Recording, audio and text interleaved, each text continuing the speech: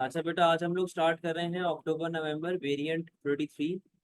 अक्टूबर नवंबर, ठीक है, 2023 का पेपर है। तो आइएगा जरा। The diagram shows marginal utility from the consumption of quantities of good x. कहता है गुड एक्स की मार्जिनल यूटिलिटी आपके पास गिवन है। What happens to the total utility as consumption of x rises from 1 to 6 units. कहता है कि अगर आप 1 से 6 यूनिट की तरफ जाते हैं तो आपकी टोटल यूटिलिटी पे क्या इफेक्ट पड़ेगा। यहाँ पे जरा देखिएगा कर्व को। यहाँ पे आ गया आपके पास टी यू, यहाँ पे आ गई आपके पास क्वांटिटी, ठीक है। आप लोगों ने एक चीज पढ़ी भी है कि टोटल यूटिलिटी पहले इंक्रीजिंग रेट पे बढ़ती है, फिर डिक्रीजिंग रेट पे, फिर कांस्टेंट और फिर ऐसे फॉल होना स्टार्ट हो जाती है। सही है। तो इसका ऑप्शन हमारे पास क्या बनेगा कि टोटल यूटिलिटी पहले आपकी बढ़ेगी, उसके बाद वो फॉल होना स्टार्ट हो जाएगी। तो आंसर इज डी। सेकंड पे आइएगा। An indifference curve is typically drawn with convex shape. Which economic concept explains the reason for this convex shape? बेटा convex shape का मतलब क्या होता है। इधर आया आपके पास गुड वाई, यहाँ पे आया आपके पास गुड एक्स, ठीक है। तो कॉन्वेक्स शेप का मतलब क्या होता है, ये ऐसे। सही है, ये जो आपके पास कर्व बनता है ये कॉन्वेक्स कहलाया जाता है। कहता है कौन सा कॉन्सेप्ट यहाँ पे आ रहा होता है बेटा। यहाँ पर आप अगर एक चीज को याद करें, मैंने कॉन्सेप्ट पढ़ाया था MRS के नाम से, मार्जिनल रेट ऑफ सब्स्टिट्यूशन। तो यहाँ पर कौन सा कॉन्सेप्ट आएगा आपके पास, diminishing MRS। What is most likely to increase the principal agent problem. Principal agent problem आपके पास कब इंक्रीज होगी। पहला लिखा हुआ है ensuring the actions of agents are known by the managers. Second, linking the reward of manager with profitability of the firm. Third, removing from managers the opportunity to hold shares, जहां पे आपके फट्टेबाजियां हो सकती हैं। डी लिखा हुआ है preparing contracts that compel agents to work in the interest of the principal. बेटा यहाँ पर सिर्फ चारों ऑप्शन में से सिर्फ एक जगह पे दो पार्टीज के बीच में फट्टा हो रहा है, मैनेजर्स और अपर मैनेजमेंट के बीच में, और वो है आपको ऑप्शन नंबर सी, जहां पर ये फट्टेबाजियां हो रही हैं। सही है, तो आंसर है C. Fourth, the table shows a firm's total fixed cost and total variable cost. What can be concluded from the table? कहता है कि यार एक बात मुझे बताओ कि आपकी टोटल फिक्स कॉस्ट और टोटल वेरिएबल कॉस्ट गिवन है, तो बताएं क्या कंक्लूड कर सकते हैं आप टेबल से। पहला ऑप्शन है एवरेज फिक्स कॉस्ट फॉल्स। अब आपके सामने है बेटा, अगर मैं 1000 को डिवाइड करूं 1 से तो एवरेज फिक्स कॉस्ट आपकी 1000 आ जाएगी। 2 से डिवाइड करूंगा तो एवरेज फिक्स कॉस्ट 500 आ जाएगी। 3 पे 33.333 कुछ आ जाएगी। 4 पे 250 आ जाएगी। 5 पे 200 आ जाएगी। 6 पे भी ऐसी कुछ आएगी। यानी कि एक चीज को अगर आप लोग पहले भी अगर अपना कॉन्सेप्ट याद करें तो आपको बताया हुआ है, जैसे जैसे आपका आउटपुट बढ़ता रहेगा आपकी एवरेज फिक्स कॉस्ट जो है वो आहिस्ता आहिस्ता ऐसे कम होती रहेगी। ये चीज आपको पहले भी बताई, ठीक है। तो ये आपका पॉसिबल आंसर बन सकता है। Average fix cost is constant, no. Average variable cost falls. Average variable cost falls बेटा आप निकाल के देख लें। बेटा ये 2023 अक्टूबर नवंबर 33 है। आप एवरेज वेरिएबल कॉस्ट निकाल के देख लो बेटा, एवरेज वेरिएबल कॉस्ट आपकी फॉल नहीं हो रही, वो बढ़ना भी स्टार्ट हो जाएगी। यहाँ पे देखो जरा, 1000 divide by 1000, 2000 divide bye 2000, 3000 divide bye 3000, 4000, 1000। एक तो अच्छा ये बढ़ नहीं रही बट ये कांस्टेंट चल रही है, यानी कि ये फॉल नहीं हो रही। सही है, छोड़ दें इसको। Average variable cost rises, no, rise भी नहीं हो रही बेटा, कांस्टेंट हमने अभी देखा, कांस्टेंट चलती भी आ रही है। Answer is a. अच्छा जी, कहता है the diagram relate to industry x. कहता है जो आपकी डायग्राम है वो इंडस्ट्री एक्स के रिलेट कर रही है। P5 is the original production possibility curve. आप लोग P5 के ऊपर बैठे हुए हैं। कौन सा वाला, फोर्थ वाला बेटा, देखो ना, आप कैलकुलेशन करो ना यार। 1000 को इनसे डिवाइड करो, आपके पास एवरेज आता रहेगा। और आपको ये बात बताई भी कि जैसे जैसे आउटपुट बढ़ेगा आपकी एवरेज फिक्स कॉस्ट गिरती रहेगी। टोटल वेरिएबल कॉस्ट निकाल लो, 1000 divide by 1000 is equal to 1000। 2000 divide by 2 is equal to 1000। 3000 divide by 3 is equal to 1000। यानी कि ये तो सेम ही चलता हुआ आ रहा है ना थ्रू आउट, इस पे तो कोई इफेक्ट ही नहीं आ रहा। तो ये दोनों तो खत्म हो गए, ये भी नहीं हो रहा। आंसर क्या हो रहा है, ए। 5 पे थे हम लोग। The diagram relate to industry x, P5 is the original production possibility curve. बेटा ये जो है ना, ये आपका ओरिजिनल प्रोडक्शन पॉसिबिलिटी कर्व चल रहा है। An improvement takes place in manufacturing technique in industry x. बेटा इंडस्ट्री एक्स इंप्रूव हुआ है, वाई तो अपनी जगह पे रहेगा, वाई तो अपनी जगह पे रहेगा। यानी और ये बात मैंने आपको एएस लेवल में बताई भी है। जैसे मैं यहाँ पे लिखता हूँ, इधर आ गया आपके पास वाई, यहाँ पे आ गया एक्स, ये बीपीसी बन रहा है। सही है। मैंने आपको ये बात बताई भी है कि अगर सिर्फ एक कमोडिटी में चेंज आ रहा है, दूसरी में चेंज नहीं आ रहा, जैसे उसने यहाँ पे आपको लिख के दिया है कंट्री इंडस्ट्री एक्स की मैन्युफैक्चरिंग इंक्रीज हुई है, तो वाई पे तो कोई इफेक्ट नहीं आएगा। तो आपके पास पीपीसी में कैसा शिफ्ट आएगा, यू। सही है, ऐसा टिल्टेड शिफ्ट आएगा जिसको पिवटेड शिफ्ट कहा जाता है। अच्छा, फिर कहता है कि क्या चेंज होगा हमारे पास। तो अगर पीपीसी के हिसाब से देखा जाए तो आप P5 से उठ के किधर आ जाएंगे, आप P7 पे आ जाएंगे। पहली बात तो ये समझ जाए कि आप P5 से उठ के P7 पे आ जाएंगे। सही है। बाकी बी और सी आपका यहीं पे गलत हो गया। अच्छा जी, बेटा जब आपके पास टेक्निक्स इंप्रूव हो रही हैं तो आपकी एवरेज कॉस्ट कम होनी चाहिए, एवरेज टोटल कॉस्ट कम होनी चाहिए। और आप लोगों ने शिफ्ट के थ्रू पढ़ा हुआ है कि एवरेज टोटल कॉस्ट जब भी नीचे आती है तो वो कम होती है। तो आपको ATC 1 से ATC 2 के ऊपर आना है। सही है। फिर आपकी सप्लाई पे क्या इफेक्ट आएगा, जब बेटा आपकी इंडस्ट्री, आपकी मैन्युफैक्चरिंग टेक्निक बेहतर होंगी तो आपकी ओवरऑल सप्लाई भी बढ़ेगी। आप S3 से S4 पे आ जाएंगे, आंसर आपका बन जाएगा ए। ठीक है, एक सेकंड आगे बढ़ते हैं भाई।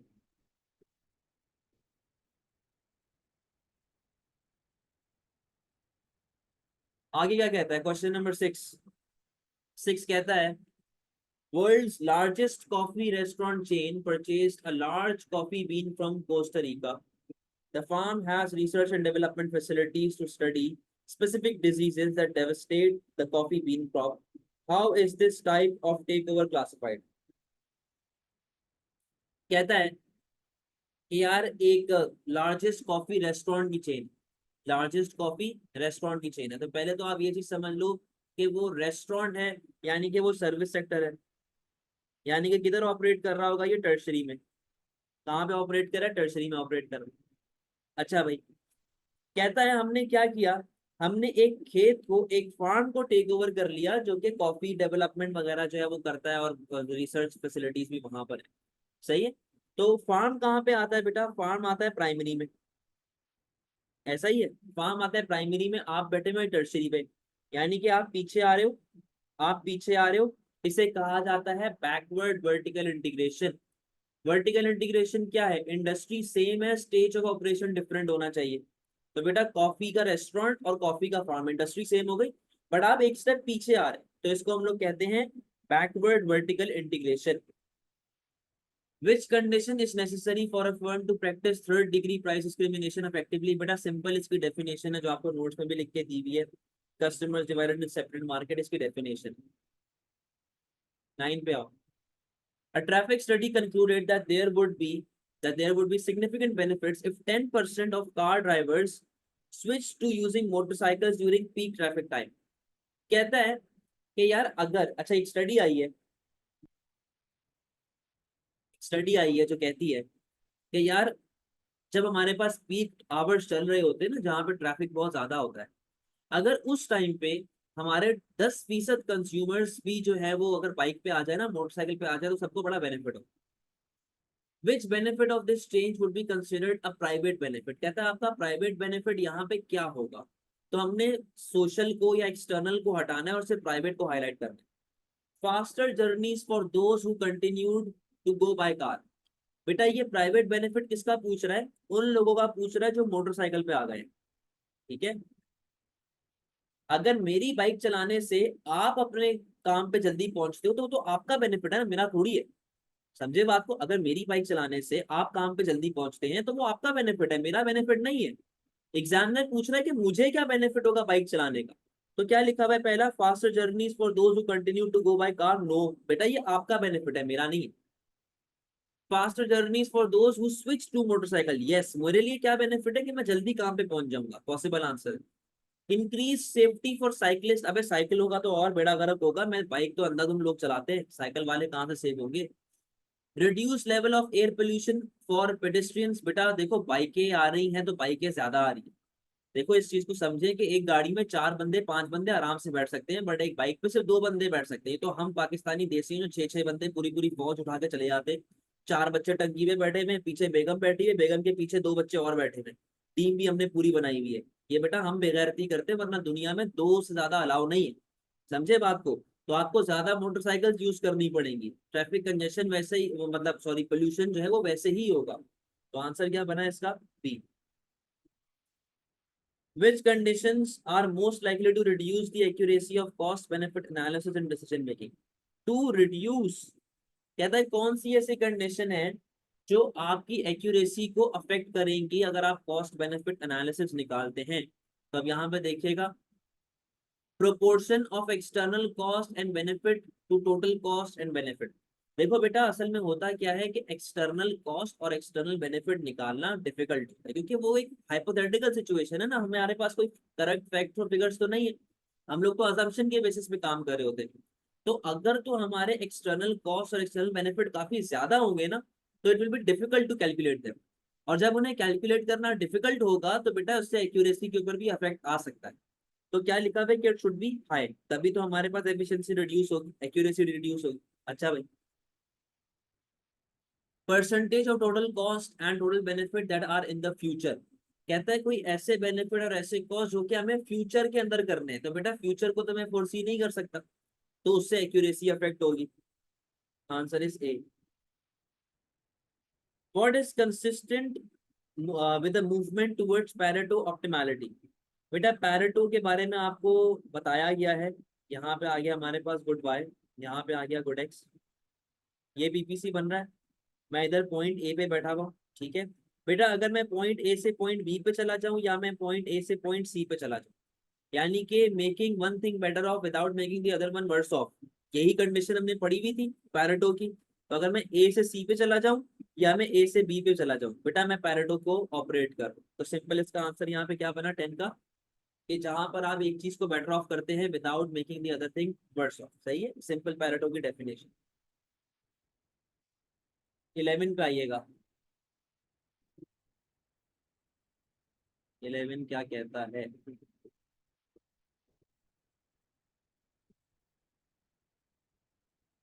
कहता है भाई, the diagram shows the short run supply curve and long run supply curve of labor, which area turns from economic rent in the short run to transfer earning in the long। अच्छा, मैं ना आप लोगों को ये curve तोड़ के बता रहा हूँ, सही है, तोड़ के बता रहा हूँ, ये देखो जरा, यहाँ पे आ गई वेज, यहाँ पे आ गई आपके पास क्वांटिटी, ठीक है। अच्छा इसी तरह यहाँ पे आ गई वेज, यहाँ पे आ गई आपके पास क्वांटिटी। एक जगह पे शॉर्ट रन बनाऊंगा, दूसरी जगह पे लॉन्ग रन बनाऊंगा, ये शॉर्ट रन आ गया, ठीक है, और ये आपका आ गया लॉन्ग रन, ये आ गया आपका long run. Sir economic rent और ट्रांसफर अर्निंग क्या होगा यहाँ पे, इकोनॉमिक रेंट ट्रांसफर अर्निंग क्या होता है। बेटा जो पोर्शन आपका नीचे की तरफ आता है ना, ये आपका ट्रांसफर अर्निंग होता है, जो ओवर एंड अबव चल रहा होता है वो इकोनॉमिक रेंट होता है। सही है, सेम चीज यहाँ पे हो रही है, नीचे वाला पोर्शन ट्रांसफर अर्निंग, ऊपर वाला पोर्शन इकोनॉमिक रेंट। अच्छा बेटा, पहले आपके पास इकोनॉमिक रेंट वाई चल रहा था और आपका ट्रांसफर अर्निंग चल रहा था जेड, ठीक है।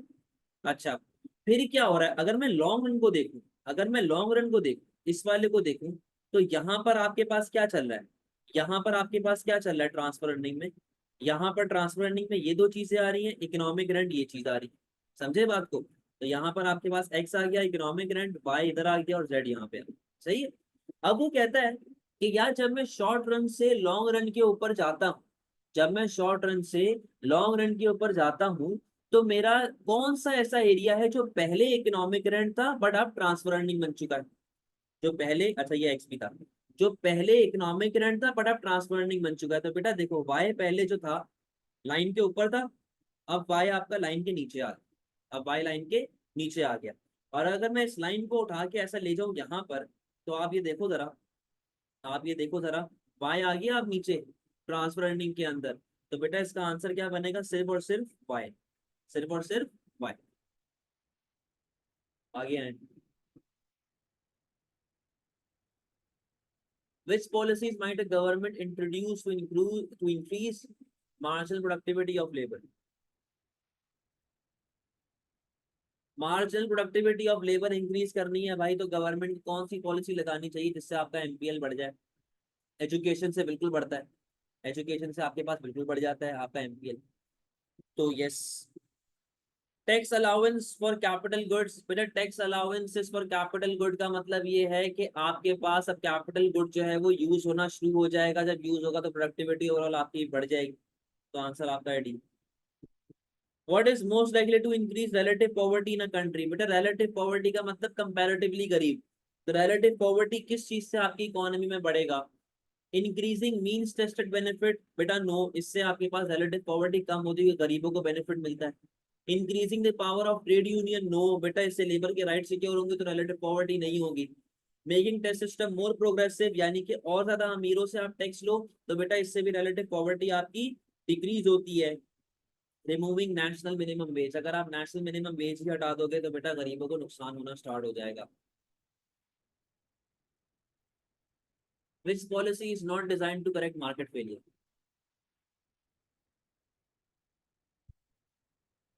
कौन सी ऐसी पॉलिसी है जो मार्केट फेलियर को करेक्ट करने में काम नहीं करती? तो यहाँ पे देखिएगा भाई, government provision of health care, बेटा इससे मार्केट फेलियर करेक्ट होता है, इससे होता है, yes.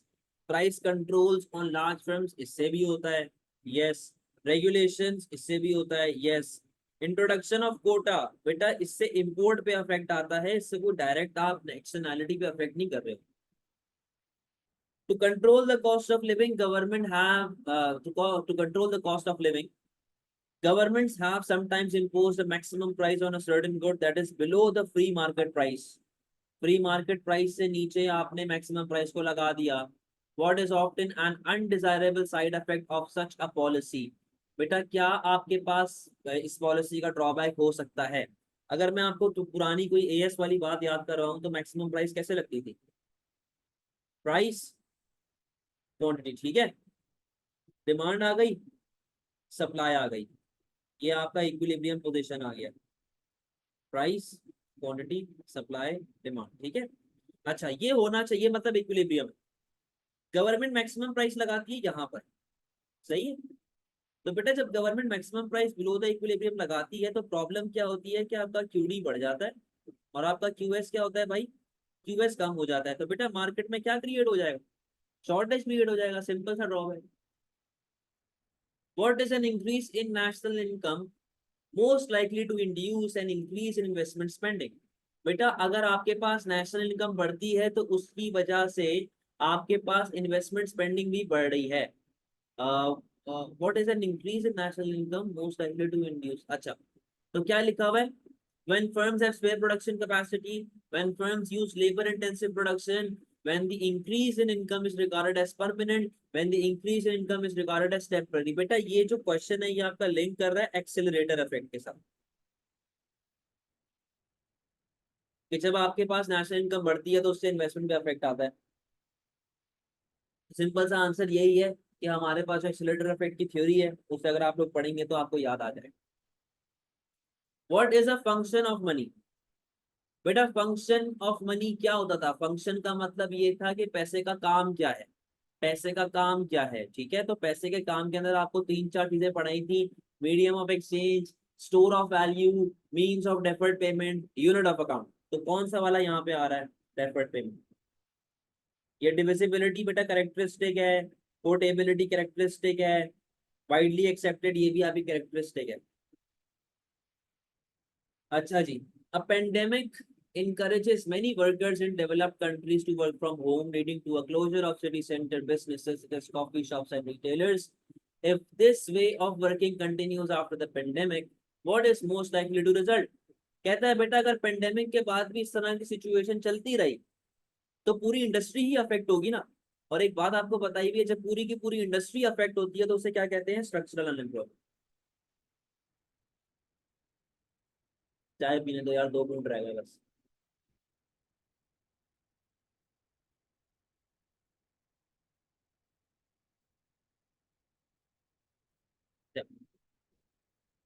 19, in its 2020 population census, China reported that the total population was just below 1.4 billion. The birth rate had continued to decline. The number of those reaching retirement age had increased and the percentage size of the workforce had decreased. Which change of policy would most quickly sustain China's economic growth in view of these population changes? कहता है भाई China की जो population है 1.4 billion से कम है, क्योंकि China ने एक पंगा नाप लिया था। चाइना के अंदर जरासीम थे ना, वो जरासीम बाहर आ गए थे और चाइना ने बोला था भाई वर्ल्ड वन चाइल्ड पॉलिसी लगाएंगे आप लोग। वन चाइल्ड पॉलिसी का मतलब क्या है? बच्चा एक ही अच्छा। अगर आपने दो बच्चे किए दूसरे पे टैक्स लगेगा भाई। ये वन चाइल्ड पॉलिसी थी। अब रो रहे हैं इस चीज के ऊपर कि भाई हमने वन चाइल्ड पॉलिसी क्यों लगाई। तो वन चाइल्ड पॉलिसी की वजह से कुछ प्रॉब्लम्स आई। पहली प्रॉब्लम क्या थी कि यार आपकी एक तो बर्थ रेट डिक्लाइन हो गया। दूसरी प्रॉब्लम क्या थी कि यार जो बच्चे जो मतलब क्या कहते हैं, जो अडल्ट थे वो अब रिटायरमेंट की एज पे पहुंच रहे हैं, बुढ़े हो गए। had increased and the percentage size of the workforce had decreased। कहता है कि जो वर्कफोर्स की परसेंटेज साइज है ना वो भी आपकी डिक्रीज हो चुकी है। ठीक है। अच्छा, which change of policy would most quickly sustain China's economic growth in view of these population changes? कहता है कि भाई हमें बचाना है चाइना को, तो कौन सी पॉलिसी हम लोग लगाएं यहाँ पे? Allow more immigration of labour. आय वाला इमिग्रेशन। देखो आपका असल प्रॉब्लम आता है वर्कफोर्स की वजह से, आपके पास लेबर नहीं है। तो अगर बाहर से लेबर उठ के आपके मुल्क में आएगा तो आपको फायदा होगा। तो यस, ये आपका possible answer. Encourage women to leave work to have more children. अबे मर्द हजरात ही बुढ़े हो गए हैं, कहाँ से होगा ना? औरतें भी बुढ़ी हो गई हैं, क्या कर रहे हैं वो? तो अगर वो घर पे बैठेंगी, क्या पौधा है क्या बच्चा के निकल आएगा पानी डालोगे तो ऐसा नहीं होगा। Increase research and technology to improve labour productivity. बेटा प्रोडक्टिविटी हमारा मेन कंसर्न नहीं है, हमारा मेन कंसर्न है पॉपुलेशन और लेबर फोर्स। आप कितनी टेक्नोलॉजी बना लेंगे, कभी ना कभी तो टेक्नोलॉजी भी आउटडेट होगी और जो बाबा अभी जिंदा है वो मर भी तो जाएगा। Tax the labour force more to pay for the increasing number of pension. कहता है कि भाई जो लेबर फोर्स है उनके ऊपर टैक्सेस बढ़ा दो। अब बेटा जो बचे कुछ लोग लेबर में बचे हुए जो काम कर रहे हैं, इस चीज को सुन के वो लोग भी काम छोड़ देंगे, बोलेंगे भाड़ में जाओ। एक तो हम लोग काम कर रहे हैं, ऊपर से तुम्हें टैक्स भी दें, तो वो लोग भी ये चीज को छोड़ देंगे। Other things remain equal what will reduce the level of national income in an economy. कहता है कि बेटा आपके पास नेशनल इनकम डिक्रीज कैसे होगी? कैसे लिखा हुआ है भाई? अ fall in planned saving.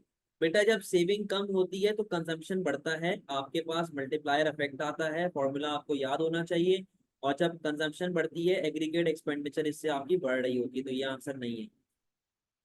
Fall in marginal propensity to import.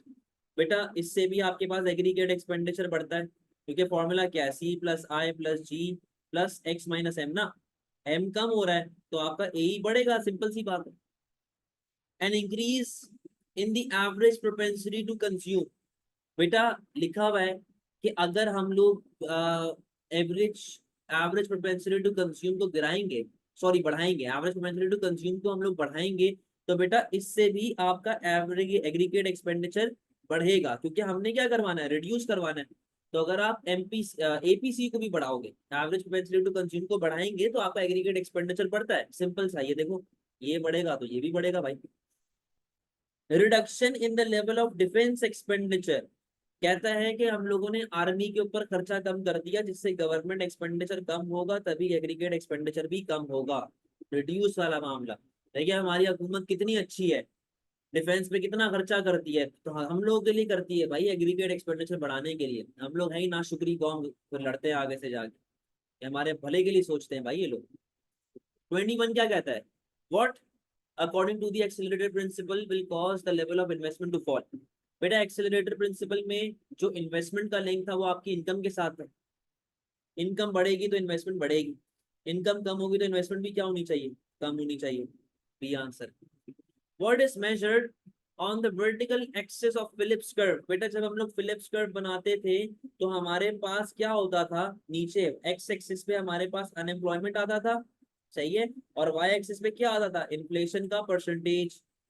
याद करें, इन्फ्लेशन का percentage. South Africa has attempted to improve the level of economic growth by attracting foreign direct investment FDI.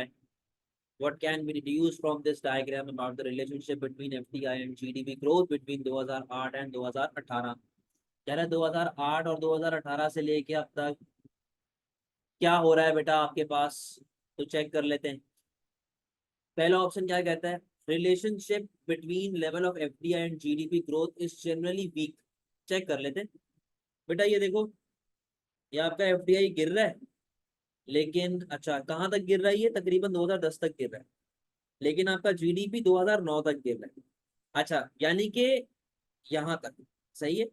अब एक साल जहां पे आपका एफडीआई गिरा है वहां पे आपका जीडीपी बढ़ा है, सही है। अच्छा भाई उसके अलावा भी देखते हैं, यहाँ पर आपका एफडीआई कांस्टेंट हुआ फिर बढ़ा, आपका जीडीपी कांस्टेंट हुआ फिर फॉल हुआ, फिर ये कंटिन्यूअसली ऐसे जो है वो फॉल ही होता जा रहा है, जबकि एफडीआई आपका बीच में बढ़ भी रहा है, देखो बढ़ रहा है। तो कहने का मकसद ये है कि यहाँ पर कोई एक ऐसा रिलेशनशिप हमें आइडेंटिफाई नहीं हो रहा कि एफडीआई में और जीडीपी में कोई पॉजिटिव रिलेशन है या नेगेटिव रिलेशन। तो कोई हमें प्रॉपर तरीके से रिलेशनशिप आइडेंटिफाई नहीं हो रहा। तो पहला ऑप्शन आपसे कहता है relationship between the level of FDI and GDP growth is generally weak. Weak का मतलब कि कोई प्रॉपर इंडिकेशन हमारे पास नहीं आ रही, तो ये आपका पॉसिबल आंसर हो सकता है। बी कहता है increase in FDI are in line with the improvement in GDP growth. बेटा कैसे, ये देखो आपका जीडीपी ग्रोथ 9 से 10 तक बढ़ रहा है, जबकि एफडीआई 9 से 10 तक कम हो रहा है, सही है। फिर आप ये देखो 16, 15 से 16 ये बढ़ रहा है, जबकि ये 15 से 16 फॉल हो रहा है, समझे बात को। तो ये ऐसा कोई भी ऐसी इंडिकेशन हमें नहीं given. Lowering FDI is linked to stable GDP growth. No. Negative GDP growth is linked to lack of inflows of FDI. No. बेटा आंसर आपके पास क्या बनेगा, A. Which change would be most likely to indicate that a country has experienced economic development?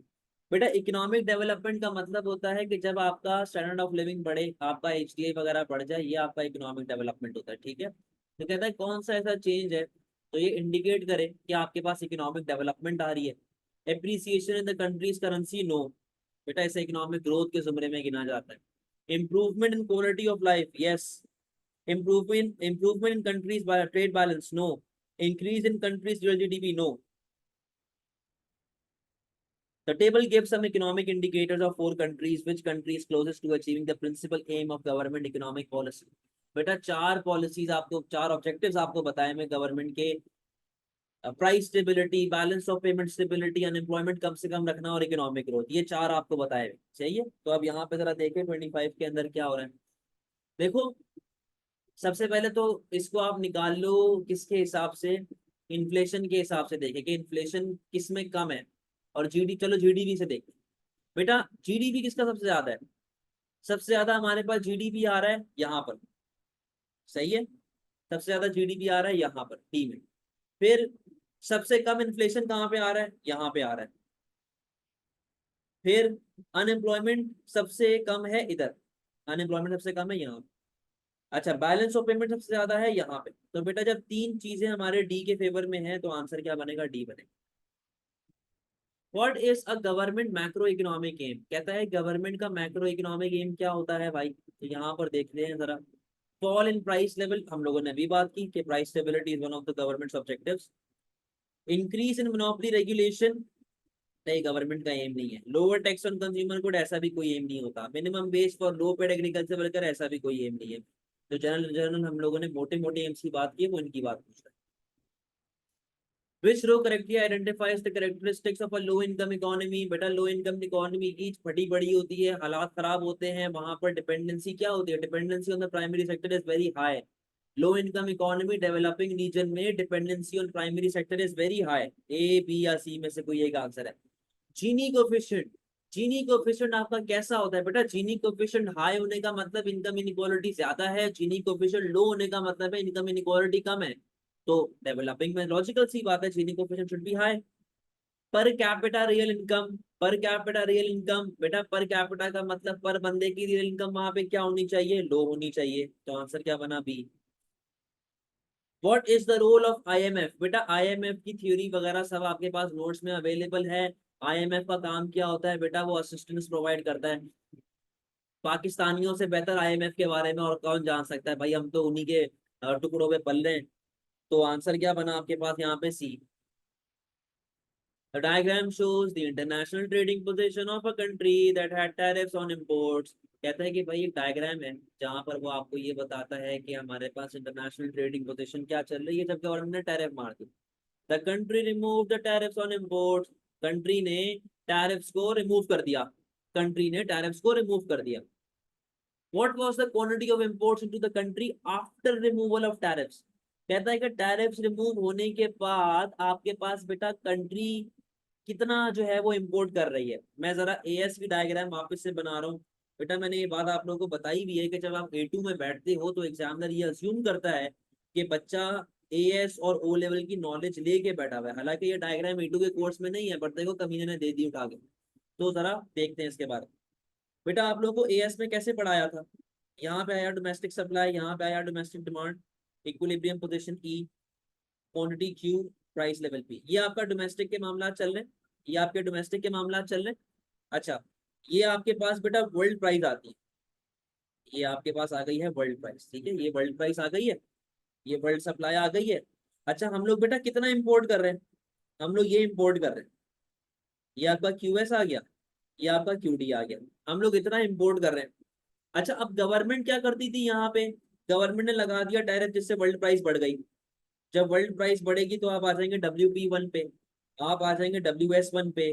तो आपके पास अब देखो demand यहाँ पे आ जाएगी। आपके पास डिमांड, सॉरी ये मैंने गलत लेबल कर दिया पीछे, मैंने गलत लेबल कर दिया भाई। ये आपके पास क्यूएस है, क्यूडी है सॉरी, ये आपके पास क्यूएस है। अच्छा, अब इधर आए बेटा, जब टैरिफ लगेंगे आपके पास QD1 ये हो गया और आपके पास बेटा QS1 जो है वो ये हो गया। यानी कि पहले आप इतना इंपोर्ट कर रहे थे, पहले आप इतना इंपोर्ट कर रहे थे, सही है। ये आपके पास पूरा शॉर्टेज वाला मामला इंपोर्ट का आ जाता था। आफ्टर टैरिफ, आफ्टर टैरिफ आप कितना इंपोर्ट कर रहे हैं? आप इतना इंपोर्ट कर रहे हैं, सही है। आप इतना इंपोर्ट कर रहे हैं, ऐसा ही है। तो बेटा एग्जामिनर ये कहता है कि अगर मैं इसको हटा दूं, तुम अभी इतनी इंपोर्ट कर रहे हो ना टैरिफ के अंदर, तुम इतनी इंपोर्ट कर रहे हो, अगर मैं इसको हटा दूं तो तुम कितनी इंपोर्ट करोगे? तो बेटा ये लो मैं इसको हटा रहा हूँ यहाँ से, ये मैंने हटा दिया इसको, ये मैंने पूरा हटा दिया, सही है, ये लाइन हटा दी। तो बेटा जब मैंने ये लाइन हटा दी है तो अब मैं वापस से अपनी ओरिजिनल इंपोर्ट वाली पोजीशन पे चला गया ना, जहां पे मैं पहले इंपोर्ट कर रहा था, यानी कि QD से QS, QD से QS। और ये पूरे का पूरा पोर्शन अब मैं इंपोर्ट कर रहा हूँ जैसे मैं पहले कर रहा था, Q1 to Q4। तो आंसर क्या बनेगा बेटा इसका? बी बन जाएगा। 30. Under which circumstances will low wages and low cost land in a low income country not attract foreign investment in manufacturing? कहता है यार बात सुनो, तुम्हारे पास वेजेस भी कम है, तुम्हारे पास खर्चा भी कम है जमीन का, तुम्हारे पास जो है वो और क्या कह रहा है, low income country, low income country भी है। तो कहते हैं कि फिर भी फॉरेन इन्वेस्टमेंट क्यों नहीं आ रही, फिर भी फॉरेन इन्वेस्टमेंट अपने पास क्यों नहीं आ रही? अब यहाँ पे देखो जरा, if the country creates genuine independence of for their central bank, if the country embarks on a program of privatization, if the country lacks well developed infrastructure, if the country permits repatriation of profits। बेटा simple सा इसका answer यहाँ पे क्या है? आपको ये बात पता है कि MNC हमेशा इंफ्रास्ट्रक्चर से अट्रैक्ट होती है। भले ये सारी चीजें कम है, बट अगर आपके मुल्क में इंफ्रास्ट्रक्चर ही नहीं है, रहने सहने के मामला ही नहीं है, इसके अलावा आपके पास वहां पे रोड ट्रांसपोर्टेशन लिंक ही नहीं है, तो फिर मैं क्या करूंगा तुम्हारे मुल्क में आके?